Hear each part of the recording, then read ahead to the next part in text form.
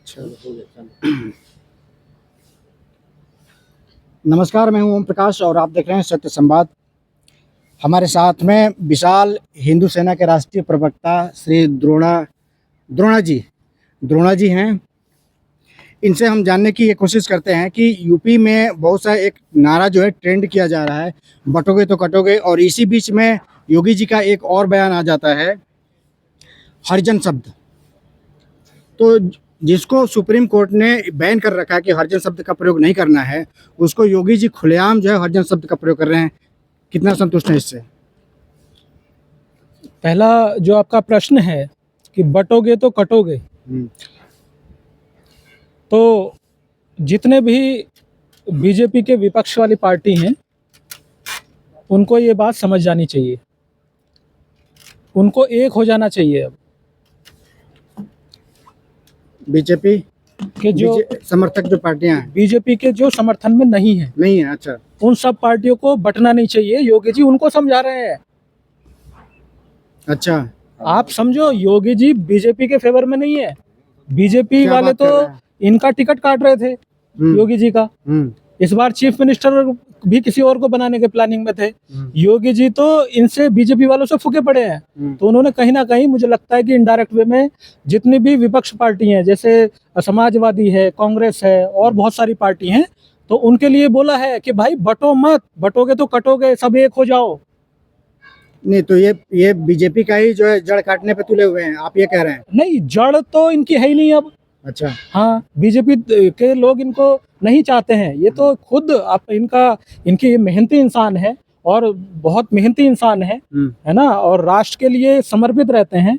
इन्होंने सब कुछ त्याग दिया, तो ये इसलिए इस मुकाम पे टिके हुए हैं अपनी मेहनत से। बीजेपी का कोई आशीर्वाद नहीं है इनके। आप हिंदू सेना के राष्ट्रीय प्रवक्ता हैं जी, और आप हिंदुत्व के विरोध में बात कर रहे हैं। मैं हिंदुत्व के विरोध में बात नहीं कर रहा। मैं कह रहा हूँ कि योगी जी ने जो बयान दिया है कि बटोगे तो कटोगे, तो ये समझाया है बाकी विपक्षी पार्टियों को। तो वो तो योगी जी ने इसलिए बोला है कि बटोगे तो कटोगे कि भाई मुसलमानों से बचना है, सारे हिंदू एक हो जाओ, उनका ये कहना था। अरे मुसलमानों से क्या बचना? मुसलमानों को तो ये क्या, मुसलमान तो वैसे ही डरा हुआ है, वो तो वैसे ही कुछ नहीं बोल रहा है ना। और कह रहे हैं हिंदू खतरे में आ गया, कह रहे हैं कि डरा हुआ है। हिंदू खतरे में, तो मुसलमान से ही खतरे में है। हिंदू उतना ताकतवर है, हिंदू को कोई खतरा नहीं हो सकता है। और हिंदुओं को अगर खतरा है तो वो दोगले हिंदुओं से है।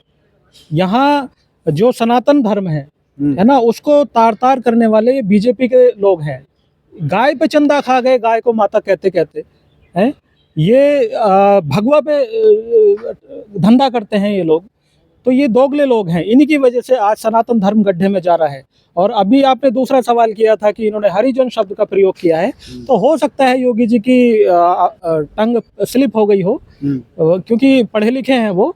और अगर उन्होंने ये जानबूझ के किया है तो ये उनकी सवाल खड़ा करता है उनकी क्वालिफिकेशन पे, उनकी योग्यता पे। और ये बहुत बड़ा इन्होंने गलती की है, क्योंकि हरिजन शब्द का जो अर्थ है, जो कि मायावती जी ने भी बताया था, तो वो अच्छा नहीं है कि इन लोगों के लिए यूज होता है। और माननीय सुप्रीम कोर्ट जी ने भी बैन किया था इस शब्द को। और अगर योगी जी सुप्रीम कोर्ट के अगेंस्ट जा रहे हैं तो फिर ये ठीक नहीं है। तो क्या लगता है, मानसिकता अभी बदली नहीं है योगी जी का? योगी जी की मानसिकता, योगी जी तो खुद नाथ संप्रदाय से आते हैं, है ना, तो उनके लिए तो सब एक होने चाहिए। लेकिन वो जिस दायरे में रहते हैं, तो वहां से जो उनको वातावरण मिल रहा है, तो शायद उसका असर हो। अच्छा, दलित समाज के एक नेता, जो उभरता हुआ नेता जो चंद्रशेखर आजाद, अपने ट्वीट पर भी इनका विरोध किए हैं, योगी आदित्यनाथ का इस वाले बयान पे विरोध और मांग, दलित समाज में ये मांग चल रही है कि योगी पे FIR होना चाहिए।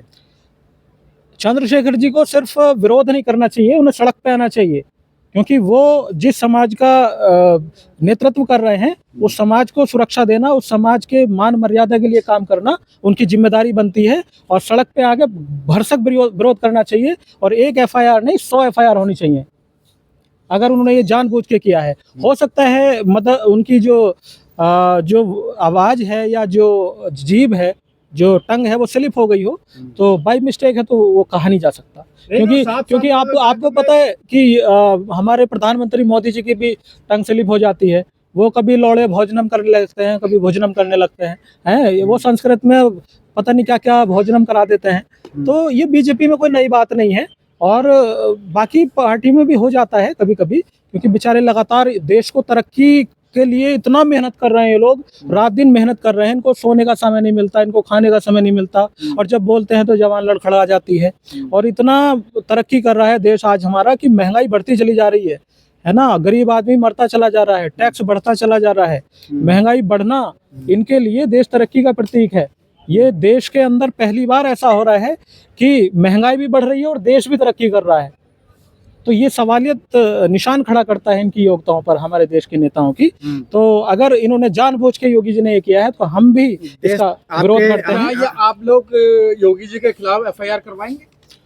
वो चंद्रशेखर जी जैसा कि नहीं, चंद्रशेखर का नहीं, आप लोग जिस तरीके कह रहे हैं आप लोग जो हिंदू सेना के जो संगठन है तथाकथित, वो क्या एफआईआर करवाएगा? देखिए, मैं राष्ट्रीय प्रवक्ता होने के नाते हिंदू सेना का, मैं इस बात को अपने संगठन में रखूंगा और जांच का विषय है, और जैसा संगठन कहेगा फिर वैसा डिसीजन लिया जाएगा, और जैसा भी होगा आपके सामने आके बताया जाएगा। क्योंकि गलत के हम साथ नहीं है, चाहे वो कोई भी व्यक्ति हो। हमने देखा है, अब हमारे जीवन सिंह जी हैं, हमारे राज शेखावत जी हैं, हमारे शीतल ठाकुर जी हैं, तो हम वो लोग हैं जो कभी गलत का साथ नहीं देंगे, चाहे वो अवर्ण हो, चाहे सवर्ण हो, चाहे मुस्लिम हो। अगर सही कोई भी व्यक्ति है तो हम उसके साथ हैं। अगर इन्होंने भी गलत ये स्टेटमेंट जानबूझ के दिया है तो कोर्ट को डिसीजन लेना पड़ेगा, और हम अपने जो दलित भाई हैं उनके साथ में खड़े हैं। कितने मिनट का होगा? 6 मिनट।